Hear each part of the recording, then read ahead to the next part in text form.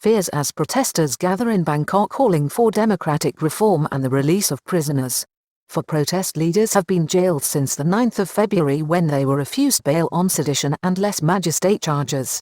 They are the focus of an increasingly tense political standoff between the government and the student protest movement, still resolutely pursuing its calls for the government to go and for sweeping democratic reform of the constitution and monarchy in Thailand. A police force of up to 5,000 officers was preparing to hold the line and keep the peace in Bangkok on Saturday as no less than four protests descended on Thailand's capital city despite being outlawed by the country's emergency decree to combat the COVID-19 virus. The groups are aligned with the student-led protests that have been ongoing since July last year, calling for the ouster of the government of Prime Minister Prayut Chan-o-cha as well as reform of the constitution and the monarchy.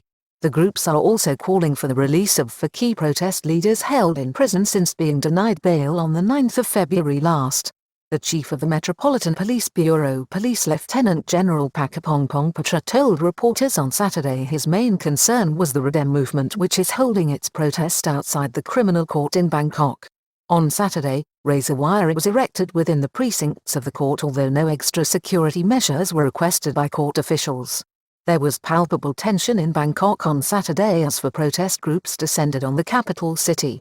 It follows an announcement in the Royal Gazette on Friday which specifically made the gatherings illegal under the emergency decree and efforts to contain the spread of COVID-19.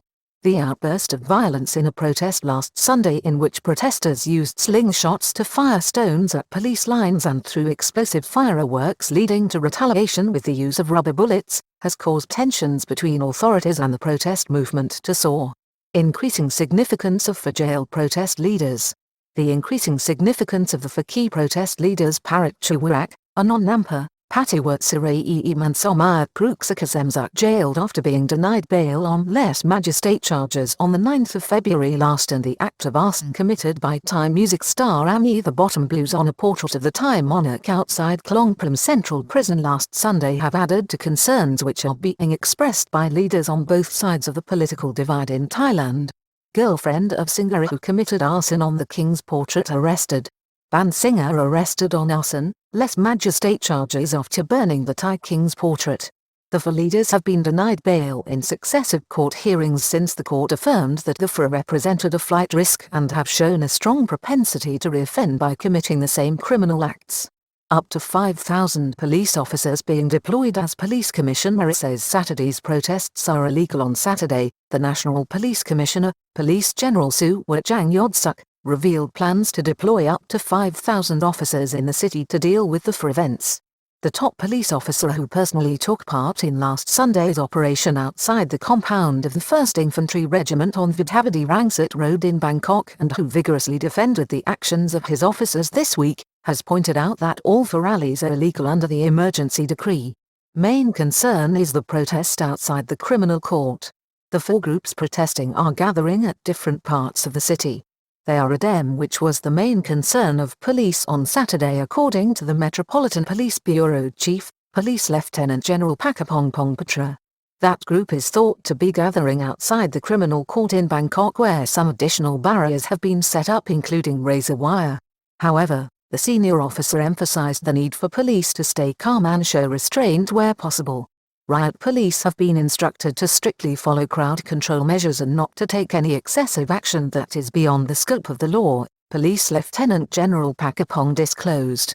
Group who have marched 248 kilometers from Nakhon Ratchasima seeking the release of key protest leaders. The other groups converging at points in the city are the People Go Network, which is a group calling for the release of the four key protest leaders.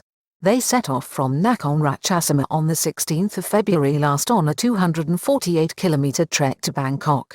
The group is led by Jatupat Bunpata Araksa, also known as Paida Odin, who was jailed previously under the lèse-majesté legal provision contained in Article 112 of the Criminal Code.